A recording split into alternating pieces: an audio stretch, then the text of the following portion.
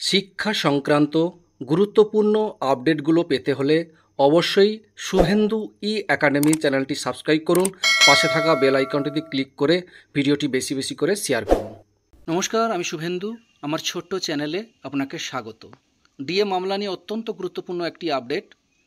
DA মামলায় Trump card খেলল রাজ্য, ব্যাকফুটে সরকারি কর্মীরা, অনিশ্চিত মহার্ঘ ভাতা। দেখুন, রাজ্য সরকারি কর্মীদের বকেয়া ডিএ নিয়ে চলতে থাকা দীর্ঘ মামলার শুনানি ফের শুরু হয়েছে সুপ্রিম কোর্টে। শুনানির শুরুতেই বিচারপতিরা জানিয়ে দেন, তারা এমন কোনো আইনগত ভিত্তি খুঁজে পাননি যার আওতায় মহার্ঘ ভাতাকে মৌলিক অধিকার বলে মানা যায়। ফলে মামলার মোড় ফের ঘুরে দাঁড়িয়েছে বিতর্কের কেন্দ্রে। ডিএ মামলার শুনানিতে রাজ্যের পক্ষে ছিলেন প্রবীণ আইনজীবী শ্যাম দেওয়ান। তিনি জানান, আগের মামলার রায় অনুযায়ী ডিএকে মৌলিক অধিকার বলা যায় না। তিনি যুক্তি দেন, মহার্ঘ ভাতা একান্তই সরকারের বিচারাধীন বিষয় এবং এটি আর্থিক পরিস্থিতি অনুযায়ী নির্ধারিত হয়, অর্থাৎ কেন্দ্রের হারে ডিএ দিতে কোনো রাজ্যকে বাধ্য করা যায় না। রাজ্যের আরেক আইনজীবী কপিল সিব্বাল সুপ্রিম কোর্টে বলেন, কর্মীদের কত বেতন দেওয়া হবে সেটা ঠিক করার অধিকার সংশ্লিষ্ট রাজ্যের, কেন্দ্রের নিয়ম বাধ্যতামূলক নয়। তিনি আরও দাবি করেন, দেশের 13টি রাজ্য কেন্দ্রের থেকে আলাদা হারে ডিএ দিয়ে থাকে। এদিকে ডিএ মামলার গুরুত্ব যে শুধু পশ্চিমবঙ্গ নয়, বরং গোটা দেশের কর্মীদের উপর প্রভাব ফেলতে পারে, সেই প্রসঙ্গেও রাজ্য যুক্তি দিয়ে খণ্ডন করে।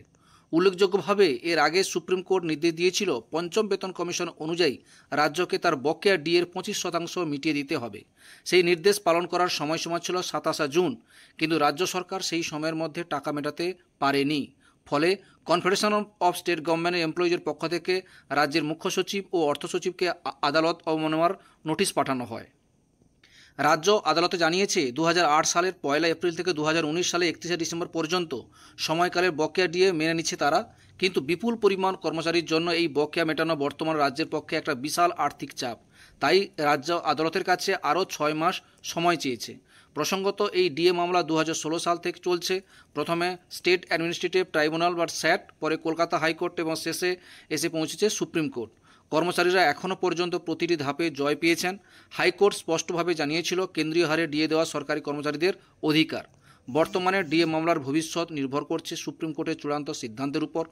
মৌলিক অধিকার না হলেও সরকার কি কর্মীদের প্রতি ন্যায্যতার জায়গা থেকে এই বকেয়া ডিএ মেটাবে, সেই প্রশ্নই এখন দেশ জুড়ে দৃষ্টি।